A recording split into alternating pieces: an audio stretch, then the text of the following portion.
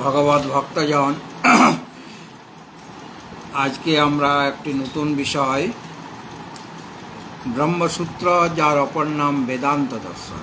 বেদান্ত দর্শন বা ব্রহ্মসূত্র, এটা নিয়ে আলোচনা করা হবে। ব্রহ্মসূত্র যেগুলি, সেই সূত্রগুলি ভগবান ব্যাসদেব রচনা করেছেন এবং তার ভাষ্য রচনা করেছেন আচার্য শঙ্কর। মোট 4টে অধ্যায়। কটা অধ্যায়? 4টে অধ্যায়। প্রত্যেক অধ্যায়ে 4টা করে পাদ। পাদ মানে কোয়ার্টার। পাদ তো প্রত্যেকটা অধ্যায়ে 4টা করে পাদ। তাহলে মোট কটা পাদ হয়ে গেল?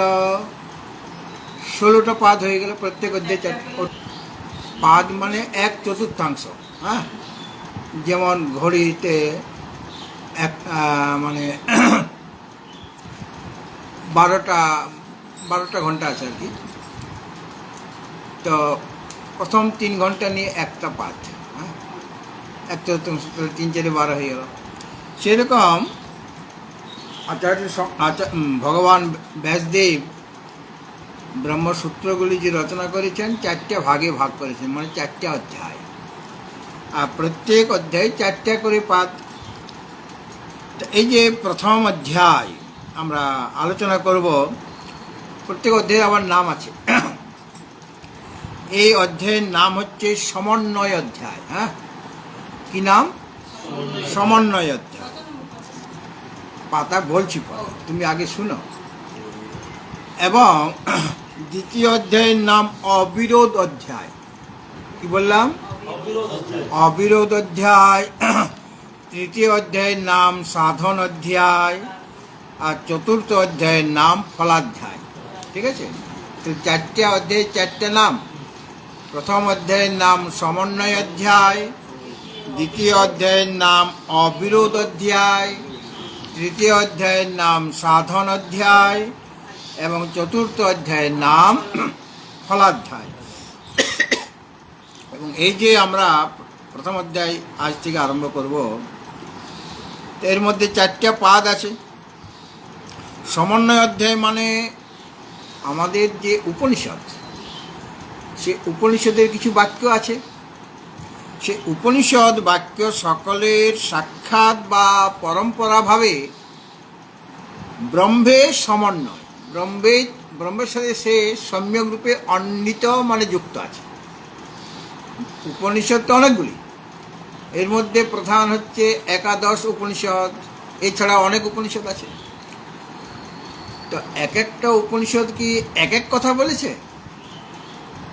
সব কথা একই বলছেন। হ্যাঁ, সকলে একই কথাই বলছেন। তো যত উপনিষদ বাক্য আছে, উপনিষদ অনেকগুলি, তার মধ্যে এক একটা উপনিষদে অনেকগুলি বাক্য আছে। বাক্য মানে এক একটা মন্ত্র। তো উপনিষদ বাক্য সকলের সাক্ষাৎভাবে বা পরম্পরাভাবে ব্রহ্মের সাথে তার সমন্বয় আছে। সমন্বয় মানে সম্যক রূপে ব্রহ্মের সাথে অন্বিত, মানে যুক্ত, মানে সকলে ব্রহ্মকেই বলতে চাইছে। ঈশ উপনিষদ, কেন, কঠ, প্রশ্ন, মুন্ডক ইত্যাদি যত উপনিষদ আছে, সকলের কিন্তু একটাই কথা। কি কথা? সমস্ত উপনিষদ বাক্যের ব্রহ্মের সাথে সমন্বয় আছে। সমন্বয় মানে সম্যক রূপে অন্বয়, মানে যুক্ত হয়ে আছে, মানে ব্রহ্মকে বুঝাতে চাইছেন। হ্যাঁ, সকলে ব্রহ্মের কথাই বলছেন, অন্য কোনো কথা বলছেন না। কথা একটাই। কি কথা? ব্রহ্মের কথা। সুতরাং এই অধ্যায়ের নাম সমন্বয় অধ্যায় এই কারণে, অর্থাৎ উপনিষদ বাক্য সকলের সাক্ষাৎভাবে, মানে ডাইরেক্ট, অথবা পরম্পরাভাবে, মানে ইনডাইরেক্ট। কোনো বাক্য সাক্ষাৎভাবে বলছেন, কোনো বাক্য মানে পরম্পরাক্রমে বলছেন, মানে ইনডাইরেক্ট হইতে বলছেন। কি কাকে বলছেন? ব্রহ্মকে বোঝাচ্ছেন। সে ব্রহ্মে যে তার সমন্বয় আছে, এটা দেখানো হয়েছে এই অধ্যায়ে, প্রথম অধ্যায়ে। সমন্বয় শব্দের অর্থ হল তাৎপর্য নিরূপণ। তাৎপর্য কোথায়? উপনিষদ বাক্য সকলের তাৎপর্য কোথায়? কি বলতে চেয়েছে? ব্রহ্মকে বলতে চেয়েছে, ব্রহ্মের স্বরূপের কথা বলবে না। সুতরাং এই হলো প্রথম অধ্যায়। তো প্রথম অধ্যায়ে ওইভাবে যত উপনিষদ বাক্য আছে মানে উপনিষদেরই ব্যাখ্যা হবে। আমাদের যে উপনিষদ তারই ব্যাখ্যা পাবো আমি কোথায়? এই ব্রহ্মসূত্রে বা বেদান্ত দর্শন, দুটো নাম, ব্রহ্মসূত্র অথবা বেদান্ত দর্শন, আরও নাম আছে, ধীরে ধীরে তো বলবো। সুতরাং সকলেই কিন্তু তাদের উপনিষদ বাক্যের তাৎপর্য কোথায়, কি বলতে চেয়েছেন, ব্রহ্মকে বলতে চেয়েছেন, ব্রহ্মের স্বরূপকে বুঝাতে চেয়েছেন। হ্যাঁ, এবং এই যে চারটা পাদ, সমন্বয় অধ্যায়ের চারটা পাদ, প্রত্যেক অধ্যায়ে চারটা করে পাদ। প্রথম পদে কি বলা আছে না, সুস্পষ্ট ব্রহ্মলিঙ্গ যুক্ত, অর্থাৎ যেগুলি স্পষ্ট ব্রহ্মলিঙ্গ বোধক, স্পষ্টভাবে যে উপনিষদ বাক্যগুলি ব্রহ্মকে বলতে চেয়েছেন স্পষ্টভাবে, স্পষ্টভাবে ব্রহ্মবোধক যেগুলি বাক্য আছে সেই শ্রুতি বাক্য সকলের সমন্বয় করা হবে প্রথম পাদে। কিছু আছে স্পষ্টভাবে, কিছু আছে অস্পষ্টভাবে। হ্যাঁ, তো যেখানে এই প্রথম অধ্যায়ে কি আছে না, সুস্পষ্ট ব্রহ্মলিঙ্গ যুক্ত, অর্থাৎ স্পষ্টভাবে ব্রহ্মবোধক যে বাক্য সকল আছে, শ্রুতি বাক্য সকল আছে, সেই শ্রুতি বাক্য সকলের সমন্বয় দেখানো হয়েছে। মানে ব্রহ্মকেই বুঝাতে চেয়েছেন, ব্রহ্মেই তাদের তাৎপর্য, যেগুলি স্পষ্ট ব্রহ্মলিঙ্গবোধক। হ্যাঁ, স্পষ্ট ব্রহ্মকে বুঝাচ্ছেন স্পষ্টভাবে। আর দ্বিতীয় পাদে কি আছে, যেটা অস্পষ্ট ব্রহ্মলিঙ্গযুক্ত, মানে স্পষ্টভাবে বলা হয় নাই, অস্পষ্টভাবে ব্রহ্মবোধক যে শ্রুতিবাক্য সকল তার সমন্বয় দ্বিতীয় পদে। প্রথম অধ্যায়ে প্রথম পদে স্পষ্ট ব্রহ্মবোধক শ্রুতিবাক্য সকলের সমন্বয়, আর দ্বিতীয় পদে কি আছে, অস্পষ্ট ব্রহ্মবোধক শ্রুতিবাক্য সকলের সমন্বয়, সব জায়গায় সমন্বয় হবে। হ্যাঁ, আর তৃতীয় পদে কি আছে না, অস্পষ্ট ব্রহ্মলিঙ্গযুক্ত, মানে অস্পষ্ট ব্রহ্মের বোধক যে শ্রুতিবাক্য সকল, যেগুলি জ্ঞেয় নির্গুণ ব্রহ্ম প্রতিপাদক, যে বাক্যগুলি, বাক্য মানে কেন উপনিষদ বাক্য, যে উপনিষদ বাক্যগুলি অস্পষ্ট ব্রহ্মের বোধক কিন্তু ওই জ্ঞেয় নির্গুণ ব্রহ্মের প্রতিপাদক শ্রুতিবাক্য সকলের সমন্বয়। অর্থাৎ এখানে বলতে চাইছেন অস্পষ্টভাবে ব্রহ্মবোধক, আচ্ছা না আমি কি বললাম, আচ্ছা দ্বিতীয় পদে কি বলা হয়েছিল সেটা আরেকবার বলিনি। অস্পষ্ট ব্রহ্মলিঙ্গযুক্ত মানে অস্পষ্টভাবে যেটা ব্রহ্মের বোধক, উপাস্য যে ব্রহ্ম প্রতিপাদক, ব্রহ্ম একটা হলো উপাস্য, একটা হলো জ্ঞেয় ব্রহ্ম, একটা হলো উপাস্য ব্রহ্ম আর একটা জ্ঞেয় ব্রহ্ম। উপাস্য মানে উপাসনা করতে হবে, যিনি উপাস্য মানে যার উপাসনা আমাকে করতে হবে। তাহলে উপাস্য ব্রহ্ম প্রতিপাদক শ্রুতিবাক্য সকলের সমন্বয়, অস্পষ্ট ব্রহ্মবোধক, অস্পষ্ট ব্রহ্মলিঙ্গযুক্ত যে উপাস্য ব্রহ্ম প্রতিপাদক যে শ্রুতিবাক্য সকলের সমন্বয় আছে দ্বিতীয় পদে। আর তৃতীয় পদে কি আছে না, অস্পষ্ট ব্রহ্মলিঙ্গযুক্ত যে জ্ঞেয় নির্গুণ ব্রহ্ম, আগে ছিল উপাস্য ব্রহ্মের প্রতিপাদক দ্বিতীয় পদে, আর তৃতীয় পদে আছে অস্পষ্ট ব্রহ্মলিঙ্গযুক্ত যে জ্ঞেয় নির্গুণ ব্রহ্মের প্রতিপাদক যে শ্রুতিবাক্য সকল তার সমন্বয় ওখানে দেখানো হয়েছে। কোথায়? তৃতীয় পদে। আর চতুর্থ পদে সাংখ্যাদি সম্মত, মানে আরও তো দর্শন আছে, আমাদের 6টা আস্তিক দর্শন আছে, ন্যায়, সাংখ্য, বৈশেষিক, যোগ, ন্যায় সাংখ্য, যোগ, পূর্ব মীমাংসা আর উত্তর মীমাংসা। উত্তর মীমাংসাতে হলে বেদান্ত, হ্যাঁ, পূর্ব মীমাংসা হলে মীমাংসা শাস্ত্র, মীমাংসা দর্শন। হ্যাঁ, সাংখ্যাদি সম্মত যে প্রধানাদি, ওরা প্রধানকে কেউ বা পরমাণুকে বলেন, অর্থাৎ প্রধানাদি রূপে প্রতিমান যে ব্রহ্ম, তার প্রধানকে ব্রহ্ম বলছেন, কেউ পরমাণুকে ব্রহ্ম বলছেন। এবং অব্যক্ত প্রভৃতি পদ সকলের অর্থ সেখানে বিচার করা হয়েছে। কোথায়? চতুর্থ পদে। চতুর্থ পদে সাংখ্যাদি সম্মত যে প্রধান, কেউ প্রধান বলছেন, কেউ পরমাণু বলছেন, এক একজন দার্শনিক এক এক রকম বলছেন। হ্যাঁ, সেখানে প্রতিমান যে ব্রহ্ম, এই অজ শব্দ আছে এবং অব্যক্ত শব্দ আছে, সেই সমস্ত পদ সকলের অর্থটা বিচার করা হয়েছে। হ্যাঁ, এইভাবে প্রথম অধ্যায়ের 4টে পদে 4 রকমভাবে সমন্বয় করা হয়েছে। কোথায়? প্রত্যেক উপনিষদ বাক্য সকলের ব্রহ্মেই সমন্বয়। মানে ব্রহ্মকে সকলে বুঝাতে যে সেখানেই তাদের তাৎপর্য, অন্য কোনো তাৎপর্য নেই। এটা দেখানো হয়েছে কোথায়? প্রথম অধ্যায়। তো প্রথম অধ্যায় রচনা করতে গিয়ে প্রথমে আচার্য অধ্যাস ভাষ্য মানে সূত্রের, মানে আমরা যেমন ভূমিকা তৈরি করি না, কোনো একটা গ্রন্থ রচনা করতে গেলে ভূমিকা তৈরি করতে, সেই গ্রন্থে কি বলা আছে, হ্যাঁ, এই সমস্ত কথাগুলি ভূমিকাতে বলে দেওয়া হয় না। তো আচার্য শঙ্কর প্রথম অধ্যায়ে অধ্যাস ভাষ্য রচনা করেছেন। হ্যাঁ, অধ্যাসটা কি, অধ্যাসের স্বরূপটা কি, এটা সেখানে বলা হয়েছে। এখন তোমরা বার করবে 14 পৃষ্ঠা, 14 পৃষ্ঠা বার করো, এটা হলো অধ্যাস ভাষ্য। বার করেছ? 14 পৃষ্ঠা, ওই আগেরগুলি নয়, 14 পৃষ্ঠা বার করেছ? অধ্যাস ভাষ্যম লেখা আছে, তুমি পেয়েছ? আরে তুমি পেয়েছি কিনা বলবে, ধ্যাত না বলবে তো। 14 পৃষ্ঠা বার করো, 14। এই তো তাহলে হাতে বলবো।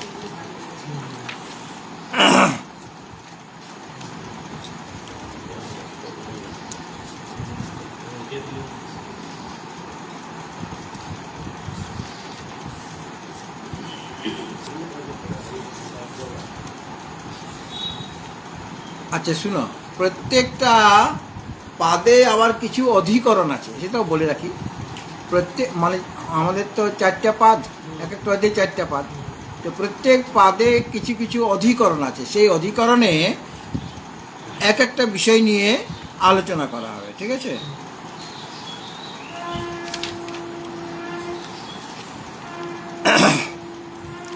দেখো ভাষ্যটা দেখো। হ্যাঁ, যুষ্মৎ अस्मत् প্রত্যয় গোচরয়োঃ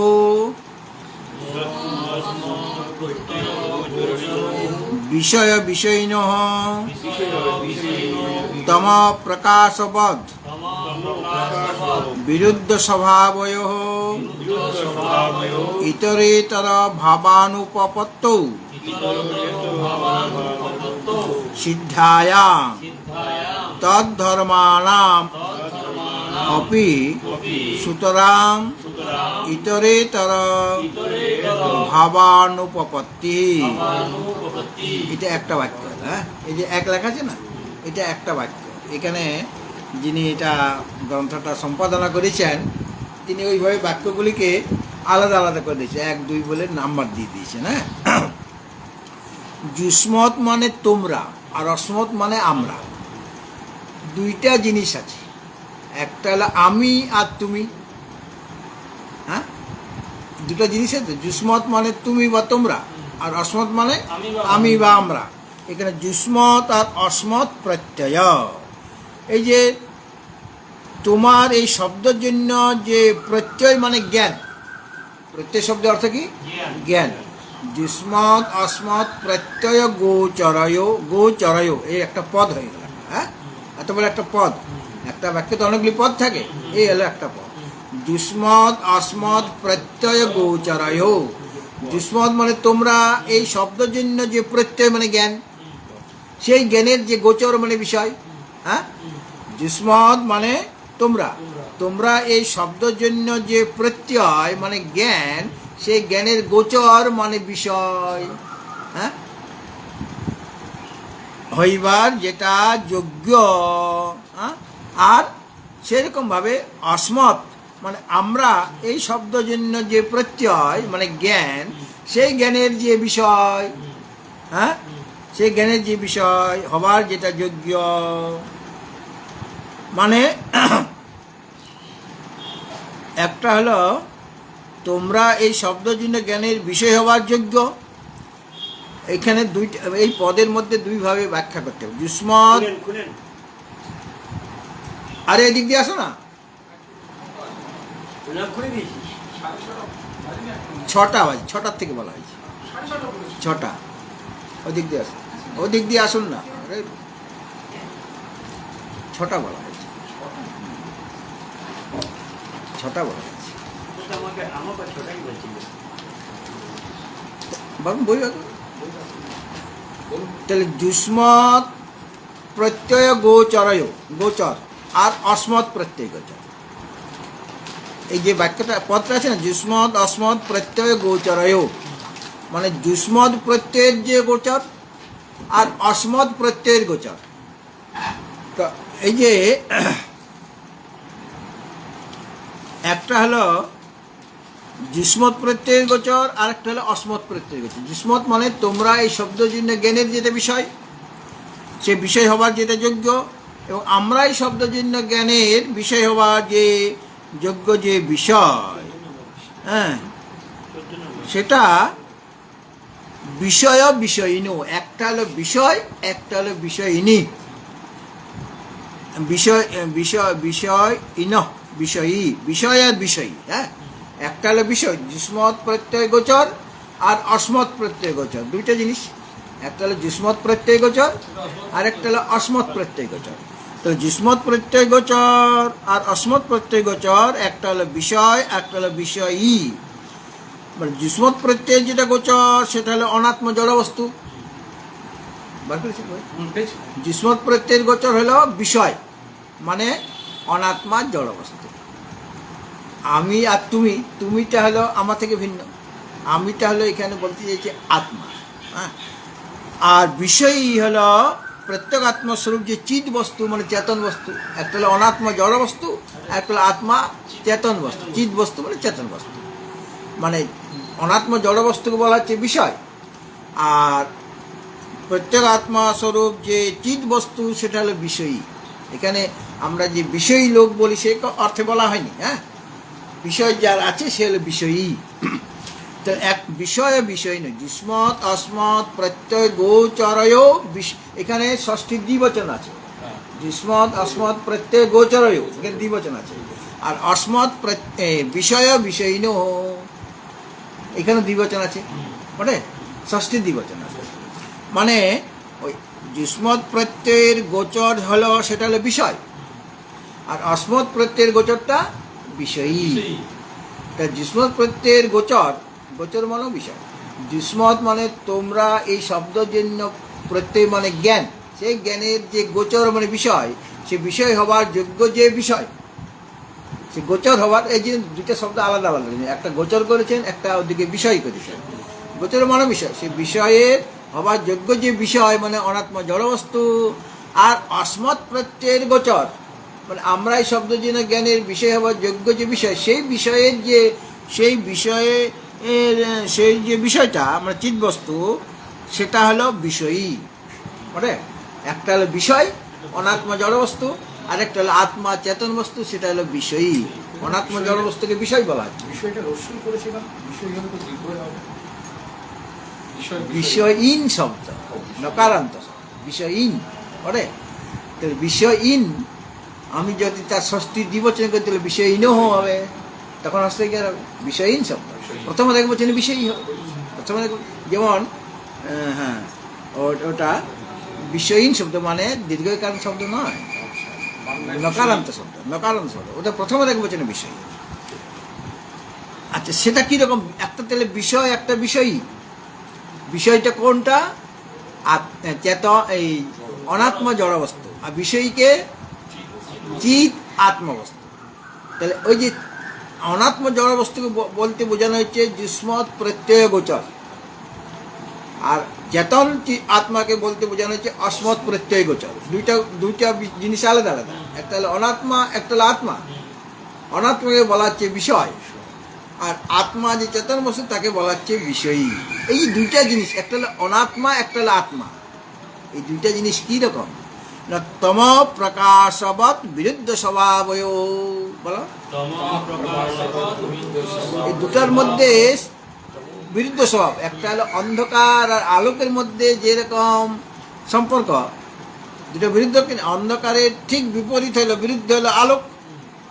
মানে একটা হলো অনাত্ম জড়বস্তু, একটা হলো আত্মা চেতন বস্তু। তাহলে অন্ধকার আলোকের মধ্যে হয়ে গেল কিনা? অন্ধকারের বিরোধ হচ্ছে কে? আলো। মানে ওই তাদের স্বভাবটা কীরকম? অনাত্ম জড়বস্তু আর চেতন যে আত্মবস্তুর স্বভাবটা কীরকম? তম প্রকাশবৎ, আলো অন্ধকার এবং আলোকের মতো বিরুদ্ধ স্বভাব, ওখানে যেমন বিরুদ্ধ স্বভাব অন্ধকার আর আলোক, তম মানে অন্ধকার, প্রকাশ মানে আলোক। তো তম আর প্রকাশ বিরুদ্ধ স্বভাব কিনা, দুটো আলাদা আলাদা।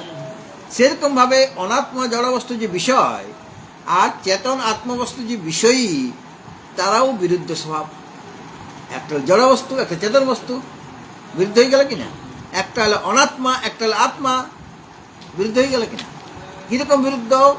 তম প্রকাশবৎ, অন্ধকার আর আলোকের মতো বিরুদ্ধ স্বভাব। কারা বিরুদ্ধ স্বভাব? ওই বিষয় আর বিষয়। বিষয়টাকে অনাত্মা জড়বস্তু দৃশ্য, আর বিষয়ীকে চেতন আত্মবস্তু। আর বিষয়কে বুঝাবার জন্য বলা হয় যুষ্মৎ প্রত্যয় গোচর। ওখানে ষষ্ঠী দ্বিবচন আছে। যুষ্মৎ প্রত্যয় গোচর আমি বলছি, আর অস্মৎ প্রত্যয় গোচর হলো চেতন আত্মবস্তু। ওটা দুটাকে একসাথে নিয়ে বলা হলো যুষ্মৎ অস্মৎ প্রত্যয় গোচর, মানে দুজনকে ঢুকিয়ে দেওয়া হলো, যুষ্মৎ আর অস্মৎ। যদি আমি আলাদা আলাদা করি তাহলে যুষ্মৎ প্রত্যয় গোচর আর অস্মৎ প্রত্যয় গোচর। তা দুটাকে একসাথে করলে যুষ্মৎ অস্মৎ প্রত্যয় গোচর, বিষয় বিষয় নো, এখানে ষষ্ঠী দ্বিবচন। আর তম প্রকাশবৎ বিরুদ্ধ স্বভাব, ষষ্ঠী দ্বিবচন। হ্যাঁ, তার দুজনের মধ্যে বিরুদ্ধ স্বভাব। এদের মধ্যে ইতরেতর ভাবানুপপত্ত সিদ্ধায়াং, বলো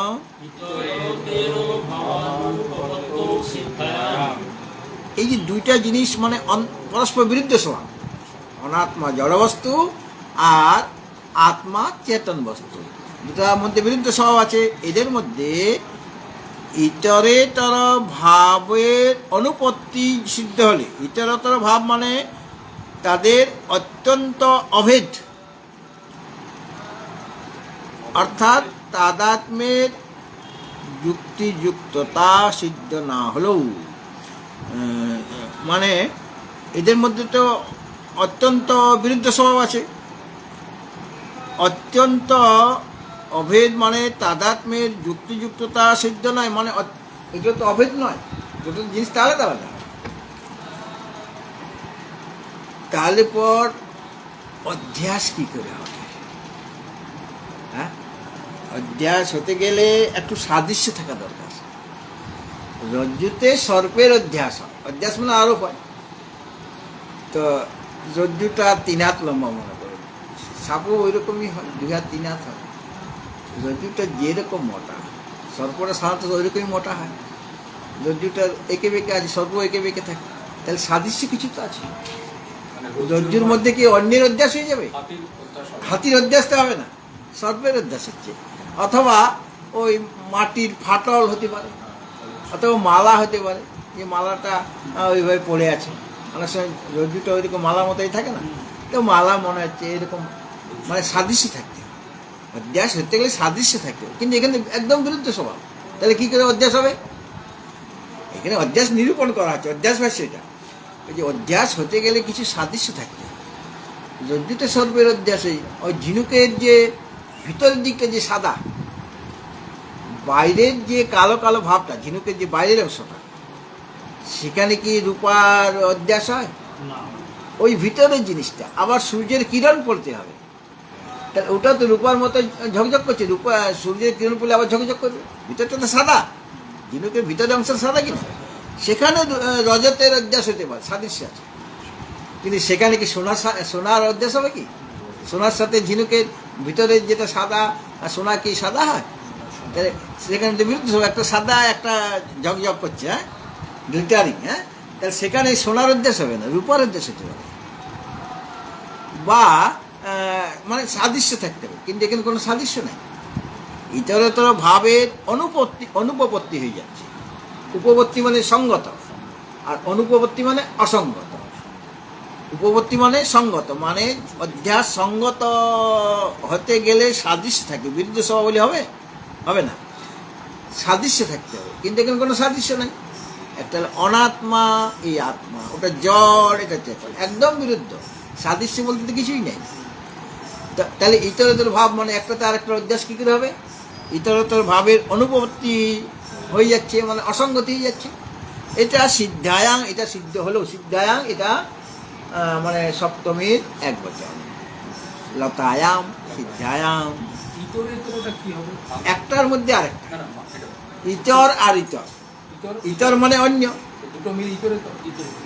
ইতর যোগ ইতর, ইতর যোগ ইতরেতর সন্ধি হয়ে গেল। ইতর যোগ ইতর, অ আর ই মিলে একার হয় কিনা? তাহলে ইতর মানে অন্য, অন্যের অন্যের মধ্যে অন্যের ভাব, মানে রজ্জুটা সর্ব থেকে অন্য আর সর্পটা রজ্জু থেকে অন্য। তাহলে ইতর ইতর দুজনে ইতর হলো কিনা? রজ্জুটা ইতর কি করে? সর্প থেকে ইতর, ইতর মানে ভিন্ন। আর সর্পটা রজ্জু থেকে ইতর, এই দুটোর মধ্যে অধ্যাস হচ্ছে, মানে আরোপ হয়ে যাচ্ছে কিনা? রজ্জুতে সর্পে আরোপ হয়ে যাচ্ছে, মানে সাদৃশ্য আছে, বিরুদ্ধে স্বভাব নেই। এমনি ইতর মানে ছোট লোক বলে অনেক সময় সবসময় বাংলা অর্থ এখানে বোঝানো যাবে না, সংস্কৃত শব্দ, সংস্কৃত শব্দের ইতর মানে ওই রকম নয়। হ্যাঁ, বাংলা যে ব্যবহারিক আছে সেটা সবসময় নিলে চলবে না। ইতরে তর মানে অন্যের মধ্যে অন্যের ভাব এসে যাচ্ছে, মানে আরও বেশি আছে, সে ভাবের অনুপপত্তি হয়ে যাচ্ছে, মানে উপপত্তি হচ্ছে না, মানে সঙ্গত নয়, কেন? বিরুদ্ধ স্বভাব, সঙ্গত নয় কেন? বিরুদ্ধ স্বভাব, সাদৃশ্যতা নাই, তম প্রকাশের মধ্যে বিরুদ্ধ স্বভাব। একটা অনাত্মা জড়, একটা চেতনাত্মা, একদম বিরুদ্ধ, একদম সম্পূর্ণ, মানে দুটা মেরু আলাদা আলাদা, উত্তর মেরু দক্ষিণ মেরুর মতো। তাহলে এটা সিদ্ধ, সিদ্ধায়াং মানে সিদ্ধ হলেও ভাবে সপ্তমী, সিদ্ধায়াং মানে সিদ্ধ হলেও মানে অনুপপত্তি হয়ে যাচ্ছে, মানে সঙ্গত নয়, এটার তো ভাব হতে পারে না, তাই তো? এটা সঙ্গত হলেও মানে অসঙ্গত হলেও তদ্ধর্মানাম অপি, আর তাদের যে ধর্ম, মানে রজ্জুতে যেমন সর্পের আরোপ, রজ্জুর ধর্ম সর্পে আরোপিত হচ্ছে কিনা? বা সর্পের ধর্ম রজ্জুতে আরোপিত হয়ে যাচ্ছে, রজ্জুর ধর্ম সর্পে আরোপিত হয়ে যায়। কীরকম ভাবে? সাপটাকে দেখে যদি আমার রজ্জু বলে মনে হয়, উল্টা উল্টা হতে পারে, সাপটা আছে এখানে পড়ে, আমি এটা মনে করছি রজ্জু, সাপের রজ্জুর আরোপ হয়ে গেছে, তাহলে ওই রজ্জুর ধর্মটা সাপে এসে গেছে, ওটাকে আমি রজ্জু মনে করছি। আবার রজ্জুতে সর্পের আরোপ হয়েছে, তো সর্পের ধর্মটা, ও বিষ আছে, এখন দংশন করবে, এখন ছুটে পালিয়ে যাবে, বা আমাকে দংশন করতে আসবে, তো সর্পের ধর্মটা রজ্জুতে এসে গেছে। একটার ধর্ম আরেকটাতে এসে যাবে, যেমন একটা আরেকটাতে আরোপ হচ্ছে, রজ্জুর মধ্যে সর্পের আরোপ হচ্ছে, সেরকম ভাবে সর্পের যে ধর্ম সেটা রজ্জুর মধ্যে এসে যাচ্ছে, তদ্ধর্ম না, অথবা রজ্জুর ধর্মটা সর্পে এসে যাচ্ছে। এই জন্য তদ্ধর্মানাম অপি, তাদের যে ধর্ম, মানে একটা একটা অনাত্ম জড় বস্তু মনে রাখতে হবে, একটা চেতন আত্মবস্তু, মানে এটাতে মানে আত্মাতে বা অনাত্মাতে আত্মার আরোপ কী করে হবে? বিরুদ্ধ স্বভাব। বা চেতনের যে ধর্ম সেটা অনাত্মাতে কী করে আসবে? বিরুদ্ধ স্বভাব বলে সাদৃশ্য তো কিছুই নাই। সেরকম অনাত্মার ধর্ম কী করে আত্মাতে আসবে? দুটো পরস্পর ইতরেতর। অপি সুতরাং, সুতরাং মানে এই কারণে, হ্যাঁ, অর্থাৎ তাদের মানে একটা জড়তা, মানে অনাত্ম জড়বস্তু তার ধর্ম হচ্ছে জড়তা, আর চিৎবস্তু তার ধর্ম হচ্ছে চেতনতা বা চৈতন্য। তাহলে দুটা কী করে? ওটা দুটো ধর্ম, দুটো আলাদা আলাদা, তাই একটা ধর্ম আরেকটাতে কী করে আরোপ হবে? বিরুদ্ধ স্বভাব বলে। সুতরাং ইতরতর ভাব মানে একটা ধর্মীতে অপর ধর্মের ধর্ম সকলের সংসর্গ, মানে ধর্ম যার আছে সে হলো ধর্মী, অনাত্ম জড়বস্তু হলো ধর্মী, চেতন আত্মা হলো ধর্মী। তার যে ধর্ম, অনাত্ম জড়বস্তু হলো ধর্মী, তার ধর্ম কি না? জড়তা। হ্যাঁ, আর চেতন যে আত্মবস্তু ধর্মী, তার ধর্ম কি? চেতনতা। চেতনতা রূপ যে ধর্ম, ধর্ম যার আছে তাকে বলা হচ্ছে ধর্মী। তাহলে অনাত্ম জড়বস্তু ধর্মী, তার ধর্ম আছে কি? জড়তা। ধর্ম যা আছে সে ব্যক্তিকে ধর্মী বলা তো। চেতন আত্মবস্তু ধর্মী, তার ধর্ম আছে কি? চেতনতা। তাহলে একটা ধর্মীর যে ধর্ম আরেকটাতে, আরেক ধর্মীতে কি করে যাবে? মানে অনাত্ম জড়বস্তু রূপ যে ধর্মী, তার যে ধর্ম যে জড়তা, সেটা চেতন আত্মবস্তুতে কি করে যাবে? আর চেতন আত্মবস্তু রূপ যে ধর্মী, তার যে ধর্ম চেতনতা, সেটা অনাত্ম বস্তুতে কী করে যাবে? ধর্মীতে কী করে সংসর্গ মানে সম্পর্ক হবে? সুতরাং সুতরাং ইতরেতর ভাবানুপপত্তি, হ্যাঁ, এই জন্য ইতরেতর ভাবানুপত্তি মানে তাদের, সুতরাং মানে সেহেতু, হ্যাঁ, সুতরাং মানে সেহেতু, সেই কারণে আমরা যেটাকে বাংলাতে অতএব বলি, সুতরাং মানে অতএব বলি, এখানেও সেই হেতু, সুতরাং মানে সেই হেতু মানে সেই কারণে ইতরেতর ভাবানুপত্তি, ওই যে দুইটা ধর্মী কে কে? অনাত্ম জড়বস্তু একটা ধর্মী, আরেকটা আত্ম চেতন আত্মবস্তু একটা ধর্মী। এই দুইটা ধর্মীর দ্বয়ের যে তাদের ইতরেতর ভাব মানে একটাতে আরেকটার যে ভাব এসে যাওয়া মানে আরোপ হওয়া বা অধ্যাস হওয়া, কেননা তাদের তো ইতরেতর ভাব অনুপপত্তি মানে ইতরেতর ভাব হতে পারে না, অসঙ্গত মানে অধ্যাস হতে পারে না। প্রথম একটা এটা বলা যে একটাতে আরেকটা আরোপ হতে পারে না মানে অধ্যাস হতে পারে না। অধ্যাস হতে গেলে আমার সাদৃশ্য থাকবে, এটা বিরুদ্ধ স্বভাব। আরেকবার দেখি না বাক্যটা, যুষ্মৎ অস্মৎ প্রত্যয় গোচরয় বিষয় বিষয়িন। আচ্ছা, ষষ্ঠীর দ্বিবচন কিন্তু বলছি, হ্যাঁ, ষষ্ঠীর দ্বিবচন, হ্যাঁ, ঠিক আছে। আর এখানেও ষষ্ঠীর দ্বিবচন, সবগুলি ষষ্ঠী দ্বিবচন। তম প্রকাশবৎ বিরুদ্ধ স্বভাবয়, এই অবধি ষষ্ঠী বিভক্তি রইল, হ্যাঁ। তারপরে সপ্তমী বিভক্তি বলা হচ্ছে, ইতরেতর ভাবানুপপত্ত সিদ্ধায়াম, এদের মধ্যে ইতরেতর ভাবার অনুপত্তি মানে অসঙ্গতি সিদ্ধ হলো।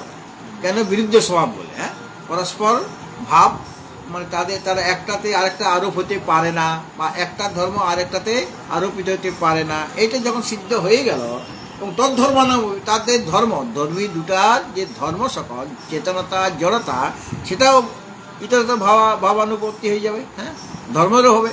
ধর্মীর যখন আরোপ হতে পারছে না, অধ্যাস হতে পারছে না, তখন তাদের যে ধর্মগুলি, একটা ধর্ম আরেকটা ধর্মীতে আসতে পারবে না।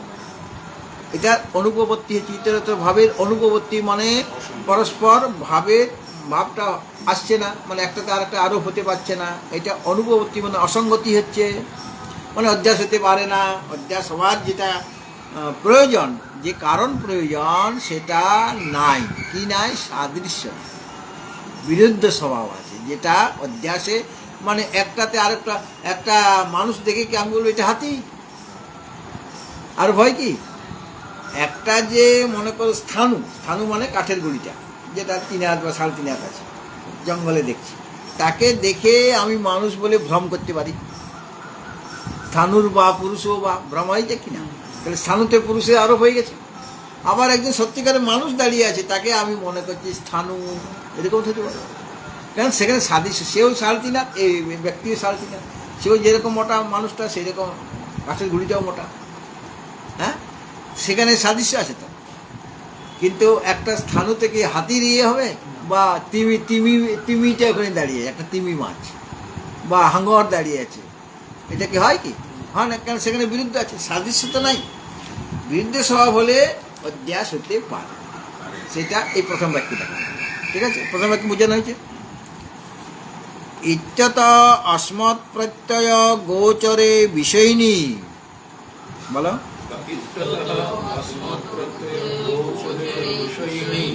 চিদাত্মকে যুষ্মৎ প্রত্যয় গোচরস্য বিষয়স্য তদ্ধর্মাণাং চ অধ্যাসঃ তদ্বিপর্যয়েন বিষয়িনঃ তদ্ধর্মাণাং চ বিষয়ে অধ্যাসঃ মিথ্যা ইতি ভবিতুম যুক্তম। প্রথম বাক্যে যে কথাটা বলা হলো সেইটা এখন এখানে অনাত্ম জড়বস্তু আর চেতন আত্মবস্তুর মধ্যে ওটা কথাটাকে নিয়ে আসছে, যে যুক্তির ওখানে দেখানো হলো আর কি, সেটাই বলছেন, ওইটাকেই প্রথম বাক্যটাকে স্পষ্ট করছেন। ইত্যত মানে এই কারণে, হ্যাঁ, ইত্যত মানে এই কারণে।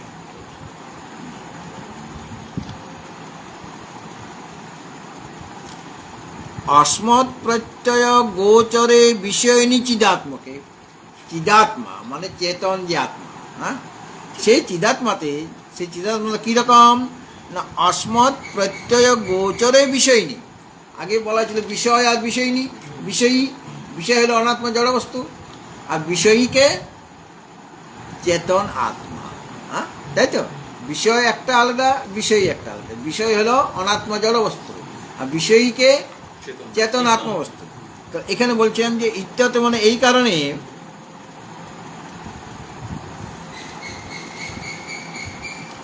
এই কারণে অস্মৎ প্রত্যয় গোচরে বিষয়িনী চিদাত্মকে, অস্মৎ প্রত্যয়ের গোচর যে বিষয়ী, বিষয়টাকে চিদাত্ম, বুঝেছে? অস্মৎ প্রত্যয়ের গোচর, অস্মৎ মানে আমি, আমরা, এই শব্দজন্য জ্ঞানের যে বিষয়, হ্যাঁ, সেটা হলো অস্মৎ প্রত্যয় গোচর। সেই গোচরটাকে না বিষয়িনী, বিষয়ী, বিষয়িনী মানে এখানে সপ্তমীর এক গোচর, হ্যাঁ, শব্দটা বিষয়ীন নকারান্ত, তার সপ্তমী এক বচনে কি হবে? বিষয়িনী, ঠিক আছে? তাহলে এখানে অস্মৎ প্রত্যেক গোচরে সপ্তমী ব্যক্তি আছে, অস্মৎ প্রত্যেক গোচরে বিষয়িনী সপ্তমী ব্যক্তি, চিদাত্মকে ওই যে সপ্তমী ব্যক্তি আছে, মানে অস্মৎ প্রত্যয়ের গোচর যে চিদাত্মা স্বরূপ যে বিষয়ী, সেই বিষয়ীতে সপ্তমী আছে, সেই বিষয়ীতে যুষ্মৎ প্রত্যয় গোচরস্য, বলো বিষয়স্য, তো যুষ্মৎ প্রত্যয়ের গোচরকে যে বিষয়, বিষয়টাকে অনাত্মা জড়বস্তু। তাহলে আগে ছিল সপ্তমী বিভক্তি, সপ্তমী বিভক্তি মানে অস্মৎ প্রত্যয়ের গোচর বিষয়ী যে চিদাত্মা, সেই চিদাত্মাতে মানে চেতন আত্মাতে যুষ্মৎ প্রত্যয়ের গোচর বিষয় যে অনাত্মা জড়বস্তু, এখন ষষ্ঠী বিভক্তি আছে, হ্যাঁ, তার ওই যে অনাত্মা চেতন আত্মাতে অনাত্মা জড়বস্তু অধ্যাস কি করে হবে, হ্যাঁ, ওইটা ওখানে ওখানে প্রথম বাক্যে যে যুক্তিটা দেখানো হয়েছিল সেই যুক্তি বলে বলছেন যে একটা হলো তো যুষ্মৎ প্রত্যয় গোচর বিষয়, আর অস্মৎ প্রত্যয় গোচর হলো বিষয়ী। যুষ্মৎ প্রত্যয় গোচর বিষয় সেটা হলো অনাত্মা জড়বস্তু, আর অস্মৎ প্রত্যয়ের গোচর যে বিষয়ী সেটা চেতন আত্মা, তাই তো? এখন বলছেন যে ওই যে যেটা অস্মৎ প্রত্যয়ের গোচর যে বিষয়ী, যাকে চেতন আত্মা বলছে, সেই চেতন আত্মাতে যুষ্মৎ প্রত্যয়ের গোচর বিষয় যে অনাত্মা জড় বস্তুর ষষ্ঠী ব্যক্তি আছে, তার অধ্যাস কি করে হবে সেটা পরে লাইনের সাথে যুক্ত হবে, হ্যাঁ, মানে অর্থাৎ ওই রকম হবে। তার ওই বিষয় মানে অনাত্মা জড় বস্তুর অধ্যাস কি করে হবে, মানে অনাত্মা চেতন আত্মাতে অনাত্মা জড়বস্তুর অধ্যাসটা কি করে হবে, মানে বোঝা হয়েছে? ওটাকে বোঝাবার জন্য বিশেষণগুলি দেওয়া হয়েছে। মানে চিদাত্মা কীরকম, চিদাত্মা কীরকম, অস্মৎ প্রত্যয় গোচর, এই একটা বিশেষণ, অস্মৎ প্রত্যয় গোচরে চিদাত্মকে। চিদাত্মার বিশেষণ কি হলো, দুইটা দেওয়া হয়েছে। একটা হলো অস্মৎ প্রত্যয় গোচরে সপ্তমী ব্যক্তি, আরেকটা হলো বিষয়িনী সপ্তমী ব্যক্তি। তাহলে চিদাত্মাটা কীরকম না অসৎ প্রত্যয়ের গোচর এবং বিষয়িনী যে চিদাত্মা, সেই চিদাত্মাতে অস্মৎ প্রত্যয়ের গোচর বিষয় যে অনাত্মা জড়বস্তুর অধ্যাস কীভাবে সম্ভব, কেন বিরুদ্ধ স্বভাব, হ্যাঁ, ঠিক সেরকমভাবে তদ্ধর্মানাং মানে দুজন ধর্মী আছে, একটা চেতন আত্মা ধর্মী একজন, আর এই যেমন অনাত্মা জড়বস্তু একটা ধর্মী, তাদের দুজনের দুটা ধর্ম আলাদা আলাদা, সেটাও বিরুদ্ধ স্বভাব। একটা হলো অনাত্মা জড়বস্তু, তার ধর্ম হলো জড়তা, আরেকটা চেতন আত্মবস্তু, তার ধর্ম হলো চেতনতা বা চৈতন্য। তদ্ধর্মানা মানে ধর্মীর একটা ধর্মীতে আরেকটা ধর্মীর আরোপ হতে পারছে না, বিরুদ্ধ স্বভাব। তাহলে তাদের যে ধর্মটা, ধর্মী একটা ধর্মীর মানে চেতন আত্মা একটা ধর্মী, তার মধ্যে আরেকটা ধর্মী যে অনাত্ম জড়বস্তুর অধ্যাস হতে পারছে না, তাহলে পর ওই ধর্মী সকলের যে ধর্ম চেতন আত্মার যে ধর্ম চেতনতা, সেটা কি করে অনাত্মা জড়বস্তুর রূপ যে বিষয় তাতে কি করে অধ্যাস হবে? ঠিক সেরকমভাবে অনাত্মা জড়বস্তুর ধর্ম যে জড়তা, সেটা চেতন আত্মরূপ ধর্মীতে কি করে অধ্যাস হবে? এই জন্য বললেন তদ ধর্মানাঞ্চ অধ্যাস। আর তদ বিপর্যয়েন, মানে মানে ওটা তো প্রথমটা বলা হলো, মানে বিষয় যে চিদাত্মা, তাতে বিষয় যে অনাত্মা জড়বস্তু এবং তার ধর্মের অধ্যাস কি করে হবে? আর তদ বিপর্যয়েন তদ বিপরীতভাবে আগে চিদাত্মাতে সপ্তমী বিভক্তি ছিল আর অনাত্মা জড়বস্তুতে ষষ্ঠী বিভক্তি ছিল। এখন তার বিপরীত হচ্ছে তদ বিপর্যয়, মানে তদ বিপরীত মানে ঠিক উল্টো হয়ে গেল। মানে অসমত প্রত্যয়ের তদ বিপর্যয় মানে বিষয় না তদ ধর্মানাংশ, বিষয়ী হলো চেতন আত্মা, ছেলে বিষয়ী, এখানে ষষ্ঠী ব্যক্তি আছে। সে বিষয়ী না আর তদ ধর্মানাংশ, বিষয়ীর ধর্ম কি? চেতনতা। হ্যাঁ, বিষয়ীর ধর্ম কি? চেতনতা।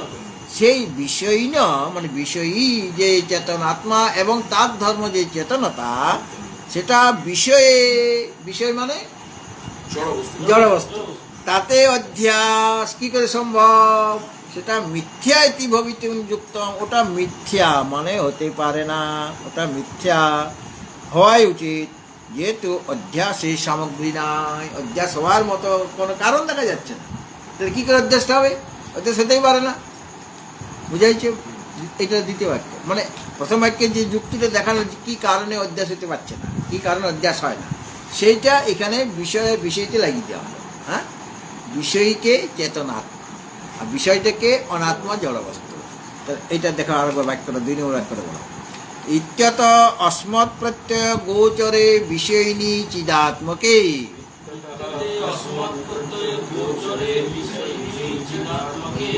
যুষ্মৎ প্রত্যয় গোচরস্য বিষয়স্য তদ্ধর্মানাং চ অধ্যাস। কমা আছে, একটা কথা বলি তাহলে, মানে চেতন আত্মাতে অনাত্ম জড়বস্তুর অধ্যাস কী করে হবে এবং তার ধর্মের অধ্যাস কী করে হবে? ঠিক সেরকম তদ বিপর্যয় মানে ঠিক তার বিপরীতভাবে বিষয় না তার ধর্মানাংশ, বিষয়ী মানে চেতন আত্মা এবং তার ধর্ম সকলের বিষয় অধ্যাস কী করে হবে? হ্যাঁ, বিষয় অধ্যাস কী করে হবে? এবং বিষয়ের যে ধর্ম চেতনতা, সেটা বিষয়ে কি করে আসবে?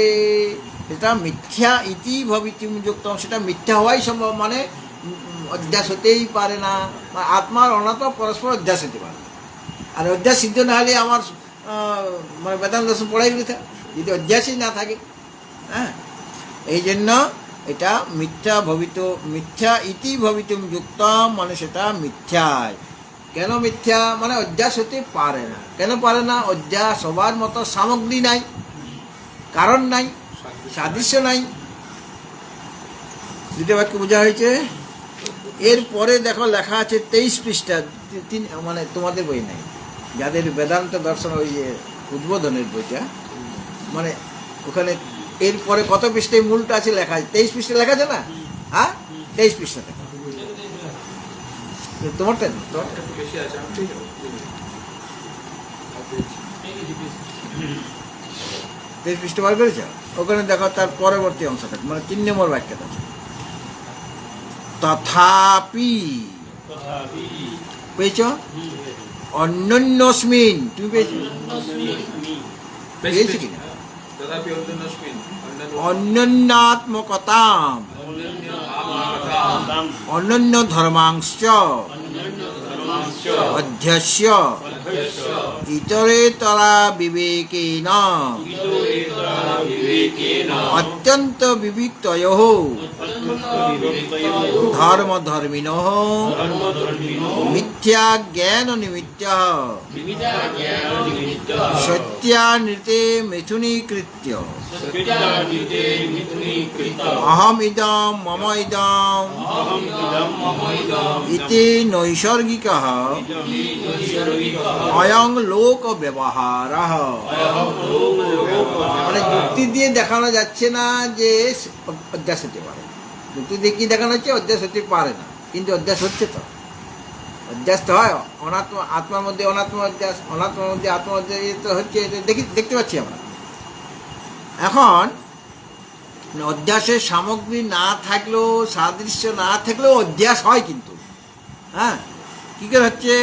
তথাপি মানে তাহলে যে যদিও অধ্যাসের সামগ্রী নেয় অনাত্মার ক্ষেত্রে, হ্যাঁ, আত্মার অনাত্মার ক্ষেত্রে অধ্যাসের সামগ্রী নেয়, কিন্তু তথাপি মানে তা হলেও মানে অধ্যাসের সামগ্রী না থাকলেও অন্যান্যস্মিন অন্যান্য আত্মকতাম অন্যান্য ধর্মাংশ অধ্যস্য, মানে অন্যান্যস্মিন মানে একটাতে আরেকটা, হ্যাঁ, পরস্পরের উপরে পরস্পরের স্বরূপকে অন্যান্য আত্মকতাম, আত্মা মানে স্বরূপ, অন্যান্য আত্মকতাম মানে মানে পরস্পরের উপর পরস্পরের যে স্বরূপ, এবং পরস্পরের ধর্মকে, একটা ধর্ম আরেকটাতে, হ্যাঁ, পরস্পরের ধর্মকে অধ্যাস করে অধ্যস্য অত্যন্ত ইতরেতর বিবেকেন, ইতরেতর মানে অবিবেক, মানে পৃথক করতে পারছি, হ্যাঁ, অবিবেক, বিবেক মানে পৃথক করা, অবিবেক মানে পৃথক করতে পারা যাচ্ছে না, অবিবেক বশত, পরস্পরের অবিবেক বশত, পরস্পর মানে কে কে আছে? দুজন, আত্মা আর অনাত্মা দুজনেই আছে, বিষয়ের বিষয়ই আছে, বিষয় হলো অনাত্মা, বিষয় হলো আত্মা। এই যে আত্মা অনাত্মার মধ্যে ভেদজ্ঞানের অভাববশত দুটাকে ভেদ করতে পারছি না, হ্যাঁ, অবিবেকবশত, আত্মা অনাত্মার মধ্যে ভেদজ্ঞানের অভাববশত, অবিবেকবশত মানে আত্মা অনাত্মার মধ্যে অভেদ জ্ঞানের অভাববশত অত্যন্ত বিবিক্ত, বিবিক্ত মানে পৃথক, ভিন্ন, বিবিক্ত মানে পৃথক, ভিন্ন ভিন্ন, বিভক্ত আলাদা, বিবেক হলো পৃথক করা, আর বিবিক্ত মানে মানে দুটা আলাদা, দুইটা জিনিস আলাদা, অত্যন্ত বিবিক্ত মানে দুইটা জিনিস তো মানে বিরুদ্ধ স্বভাব কিনা, একটা হলো আত্মা, একটা হলো অনাত্মা, একটা জড়, একটা চেতন, তাহলে অত্যন্ত বিবিক্ত হলো কিনা, দুইটা অত্যন্ত ভিন্ন, দুইটা বিবিক্ত মানে ভিন্ন, আর বিবেক মানে পৃথক করা, সেখান থেকে বিভক্ত শব্দটা এসেছে। যে বিভক্ত শব্দের অর্থ হলো ভিন্ন, অত্যন্ত বিভক্ত হয়েও, এখানে ষষ্ঠী দ্বিবচন আছে, অত্যন্ত বিভক্ত হয়েও মানে অত্যন্ত ভিন্ন, কে কে? আত্মা আর অনাত্মা অত্যন্ত ভিন্ন কিনা, আত্মা হলো চেতন, অনাত্মা হলো জড়, অত্যন্ত বিভক্ত হয়েও মানে অত্যন্ত ভিন্ন, একটার মধ্যে কি আছে না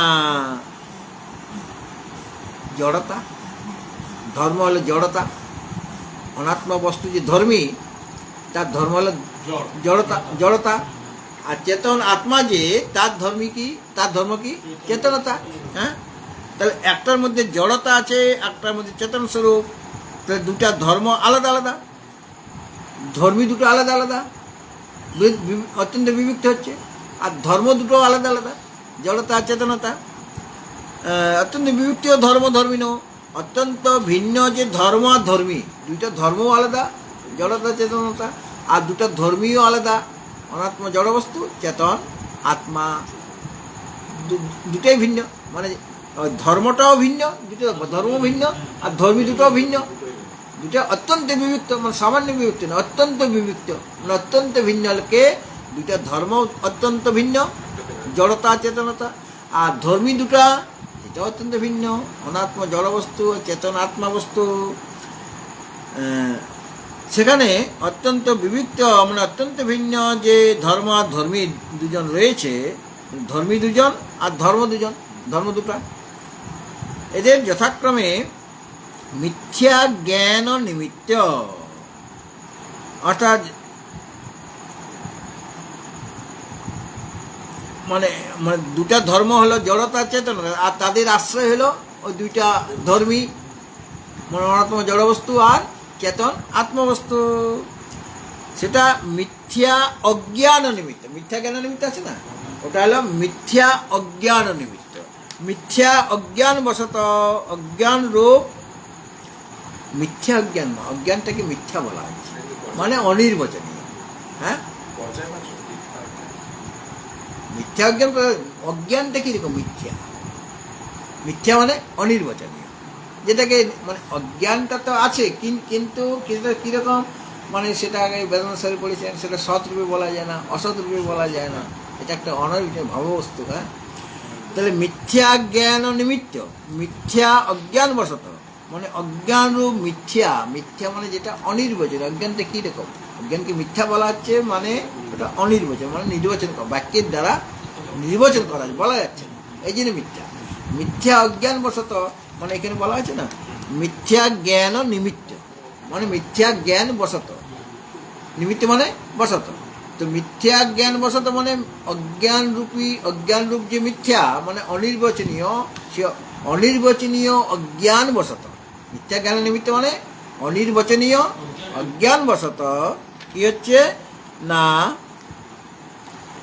সত্যানৃতে মিথুনীকৃত, সত্য আর অনৃত, অনৃত মানে মিথ্যা, ঋত মানে সত্য, ন ঋত অনৃত, সত্যানৃতে দ্বিবচন আছে। হ্যাঁ, এই যে সত্যানৃতে হয়ে গেছে, দুটো জিনিস আছে, সত্য আর অনৃত, মানে সত্য আর মিথ্যা, এই দুটাকে মিথুনীকৃত্য, সত্য বস্তু আছে আর মিথ্যা বস্তু আছে, এই দুটাকে মিথুনীকৃত্য মানে একীভূত করে।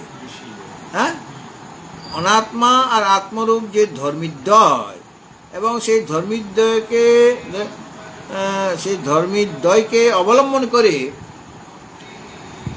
আমরা কি করি, সত্যানিতে মিথুনীকে, সত্য আর মিথ্যাকে মিথুনীকৃত মানে একীভূত করে, মানে একাকার, মানে মিলে গেছে দুটা জিনিস, সত্য মিথ্যা দুটো মিলে গেছে।